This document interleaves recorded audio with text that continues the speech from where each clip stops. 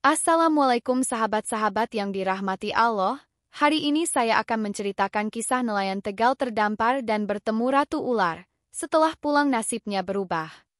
Namun sebelumnya bagi yang beragama Islam saya sarankan untuk menuliskan sholawat Nabi Muhammad agar kelak sholawat ini menjadi saksi untuk mendapat syafaat di akhirat.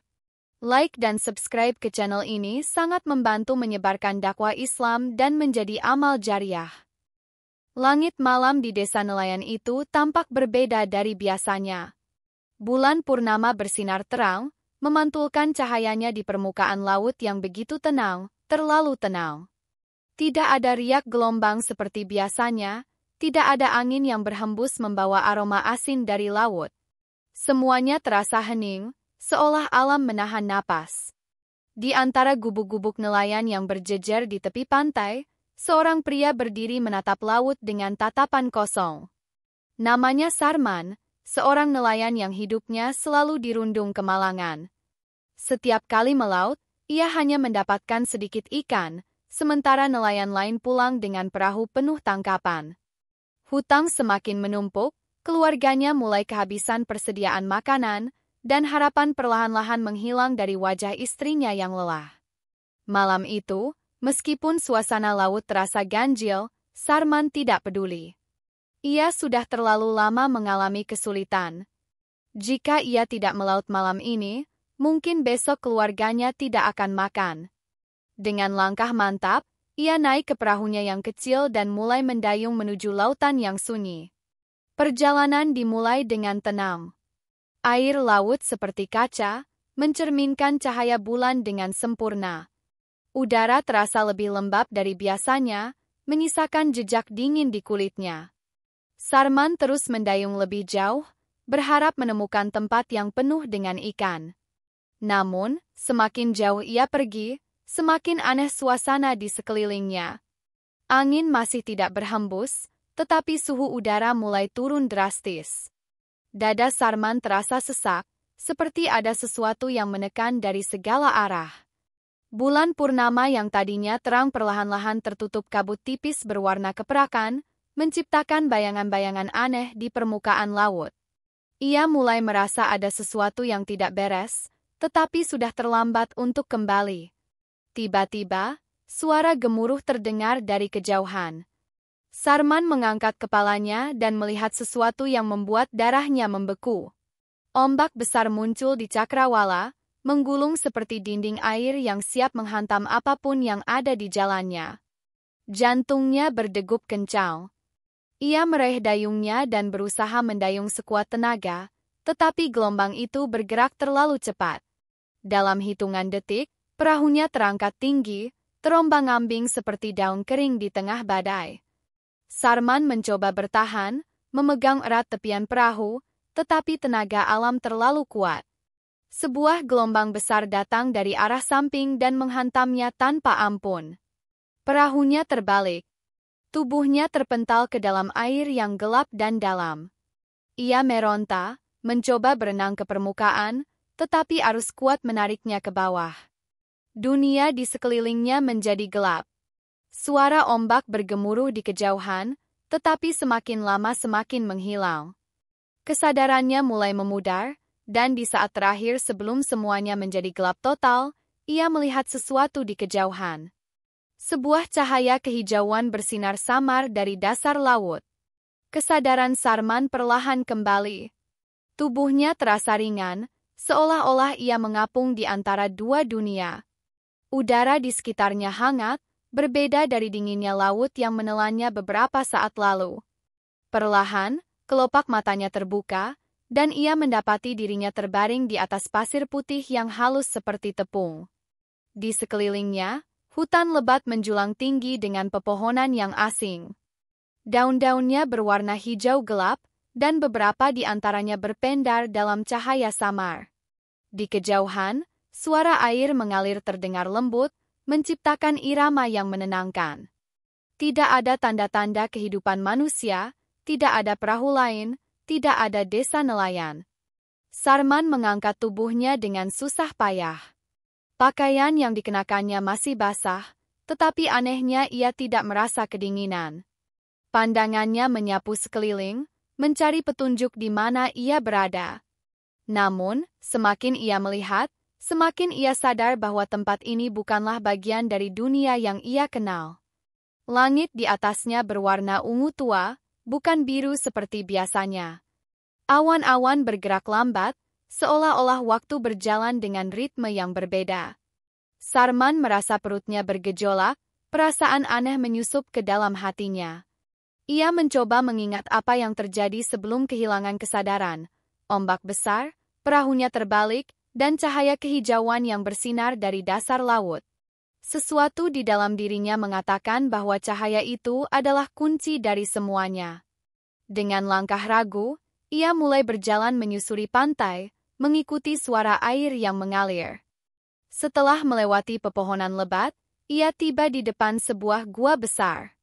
Dinding gua itu berkilauan seperti sisik, memantulkan cahaya aneh yang datang entah dari mana. Aroma lembab bercampur dengan wangi bunga yang tidak ia kenali. Mulut gua itu seperti mengundangnya masuk, seolah ada sesuatu di dalam yang telah menantinya sejak lama. Jantungnya berdetak cepat. Naluri bertahan hidupnya mengatakan untuk berbalik, mencari jalan lain.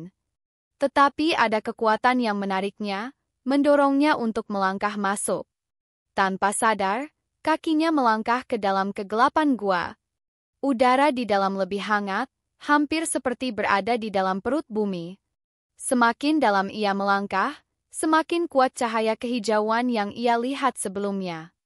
Dinding-dinding gua dipenuhi ukiran-ukiran misterius berbentuk ular, seakan menjadi saksi bisu dari sesuatu yang telah ada di tempat ini selama ribuan tahun. Di ujung gua, sebuah kolam luas terbentang. Airnya berwarna hijau keemasan, berpendar seperti cahaya bintang yang jatuh ke dalam permukaannya. Suara gemericik air terdengar lembut, menciptakan harmoni yang anehnya menenangkan. Sarman terpaku. Sebelum ia sempat melangkah lebih jauh, permukaan air itu mulai beriak. Gelembung-gelembung besar muncul ke permukaan, disertai getaran halus yang terasa di tanah tempatnya berdiri. Sesuatu sedang bangkit dari dalam kolam. Jantungnya berdegup semakin cepat. Riak di permukaan air semakin besar. Gelembung-gelembung pecah satu persatu, melepaskan kabut tipis yang berbau harum. Sarman terpaku, tubuhnya menegang. Ia ingin mundur, tetapi kakinya terasa berat seolah tertanam dalam tanah. Tiba-tiba, dari tengah kolam, sesuatu mulai muncul. Sesosok makhluk berwujud ular raksasa dengan sisik berkilauan bagai permata hijau zamrud bergerak perlahan ke permukaan. Kepalanya menjulang tinggi, lebih besar dari tubuh manusia, dengan sepasang mata emas yang bersinar seperti matahari terbenam. Gerakannya anggun, tetapi ada kekuatan luar biasa yang terpancar darinya. Sarman menahan napas. Sosok itu bukan sekadar ular biasa.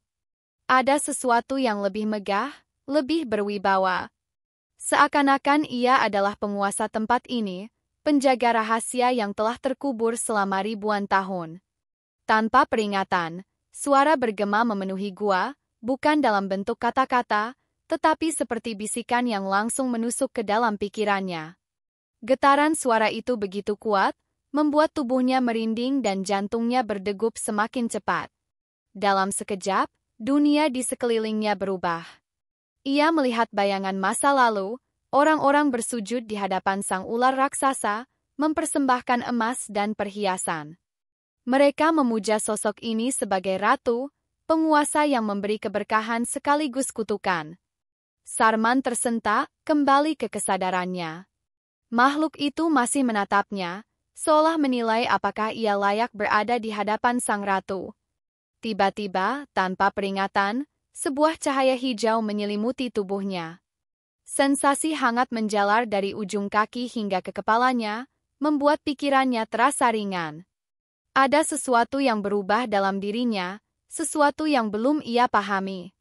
Sebelum ia sempat bereaksi, tubuhnya terasa melayang. Gua di sekelilingnya mulai memudar, suara air semakin jauh, dan cahaya hijau perlahan meredup. Kesadarannya kembali memudar, seperti ditarik ke dalam kegelapan yang dalam. Dan ketika ia membuka mata, ia tidak lagi berada di gua itu. Sarman terbangun dengan napas tersengal. Tubuhnya terbaring di atas pasir basah, ombak lembut menyentuh kakinya. Langit di atasnya kini berwarna biru seperti sedia kala, dengan matahari pagi yang bersinar hangat. Ia segera bangkit dan menatap sekeliling. Pantai ini bukan tempat asing. Ia mengenali barisan perahu yang tertambat di kejauhan, rumah-rumah kecil di tepi pantai, serta suara riuh nelayan yang bersiap untuk melaut. Ini adalah desanya. Namun, sesuatu terasa berbeda. Tubuhnya tidak lagi terasa lemas atau letih seperti setelah mengalami badai di tengah laut. Pakaiannya yang sebelumnya basah kini kering sempurna, seakan tidak pernah tersentuh air. Tangannya gemetar saat ia menyentuh wajahnya sendiri, memastikan bahwa semua ini bukan mimpi. Ia mencoba mengingat apa yang terjadi. Ombak besar menghantam perahunya, ia tenggelam ke dalam laut, lalu pertemuannya dengan sang ratu ular. Cahaya hijau yang menyelimuti tubuhnya, suara tanpa kata yang memenuhi pikirannya, dan rasa hangat yang aneh seolah ada sesuatu yang mengalir dalam dirinya. Sarman menatap telapak tangannya. Ada kilatan aneh dalam matanya, sesuatu yang belum pernah ia rasakan sebelumnya. Desa mulai ramai. Beberapa nelayan melihatnya dan berlari menghampiri dengan wajah terkejut. Salah satu dari mereka bahkan terjatuh karena kaget, seakan melihat hantu. Sarman tidak mengerti. Namun, sebelum ia bisa bertanya, seorang pria tua dengan janggut lebat muncul dari kerumunan. Tatapan pria itu penuh ketakutan sekaligus keheranan. Ia menunjuk Sarman dengan tangan gemetar, lalu berkata dengan suara bergetar. Dan saat itulah Sarman menyadari sesuatu. Seluruh desa menatapnya seolah ia bukan lagi manusia biasa. Sarman berdiri mematung di tengah kerumunan. Wajah-wajah yang dulu akrab kini dipenuhi keterkejutan dan ketakutan. Beberapa nelayan mundur perlahan, sementara yang lain berbisik satu sama lain, membicarakan sesuatu yang tidak bisa ia dengar dengan jelas. Perasaan tidak nyaman menjalar dalam dadanya. Apa yang terjadi? Mengapa mereka melihatnya seperti ini? Pria tua yang tadi menunjuknya kini melangkah maju. Sorot matanya penuh kewaspadaan, seolah sedang menatap sesuatu yang bukan lagi manusia. Dengan suara gemetar, ia akhirnya berbicara. Kata-kata itu membuat Sarman merinding. Ia tidak mengerti apa yang dimaksud, tetapi saat menundukkan kepalanya, matanya membelalak. Kulit lengannya tampak berbeda. Bukan lagi kecoklatan seperti biasa, melainkan berkilauan, seakan ada lapisan sisik halus yang hampir tak terlihat di bawah cahaya matahari. Ia mengangkat tangannya, dan saat jari-jarinya bergerak, cahaya kehijauan samar-samar muncul, berpendar sebelum menghilang kembali. Desa semakin riuh.